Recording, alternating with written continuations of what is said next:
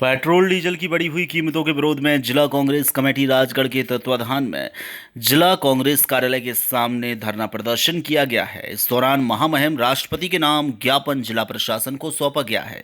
वहीं अगर देखा जाए तो जिला स्तरीय धरना प्रदर्शन में विधायक प्रियवत सिंह, विधायक बापू सिंह तंबर और इसके अलावा नारायण सिंह आमलावे, गोवर्धन दांगी सभी लोग मौके पर उपस्थित रहे हैं। सभा को संबोधित भी किया है। वॉइस ऑफ राइट्स के लिए राजगढ़ से नाजनीन अल्ताफ की रिपोर्ट। पर एक एफआईआर दर्ज की गई है भाजपा सरकार द्वारा।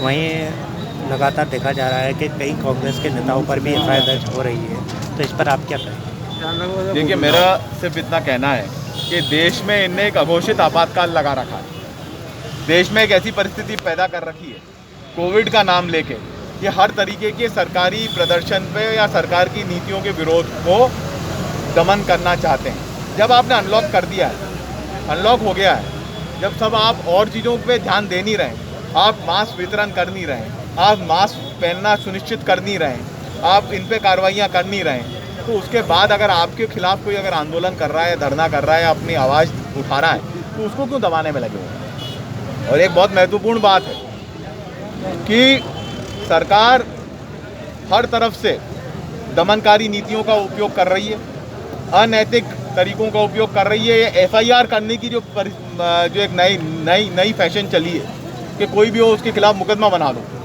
हम तो जेल जाने के लिए तैयार हैं, जेल में बैठने के लिए तैयार हैं, पर सरकार की तानाशाही बिल्कुल नहीं सहेंगे।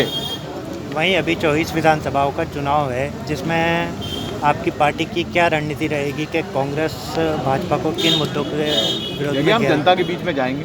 15 महीने में हमने 100 रुपये का 100 रुपया बिल दिया, 100 यूनिट का 100 रुपया बिल दिया, इंदिरा गृह ज्योति योजना लागू करी, हमने जय किसान फसल ऋण माफ़ी योजना के माध्यम से ऋण माफ़ करे, कालाबाजारियों के खिलाफ कार्रवाई करी, पेंशन की राशि बढ़ाई, और कमलनाथ जी ने एक सकारात्मक सुचारू सरकार चलाने का जो प्रयास किया, उनकी उपलब्धियों पर हम सरकार की जनता के बीच में जाएंगे। वहीं बिजली विभाग में अभी देखने को मिल रहा है कि कई जगह लाइट फॉल्ट हो रही है और लगातार लापरवाही भी देखने को मिल रही है।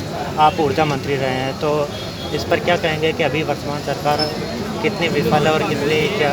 शिवराज सिंह जी जब विपक्ष में थे कहते थे कि अगर मैं मुख्यमंत्री होता तो आपके खेत की मिट्टी भी 2100 में बिकवा देता। अब वो मुख्यमंत्री बन गए, पर 2100 में उनने गेहूं भी नहीं खरीदा, और कई जगहों पर तो गेहूं खरीदने बिकने से भी रह गया, कि किसान रह गया बेचने से। एक दूसरी चीज़ कहते थे, जब जब लाइट जाएगी मामा याद आएगा। उस समय कहते थे कि मामा के समय में लाइट नहीं जाती थी, और जैसे ही मामा आया डिब्बा गोल अंधकार।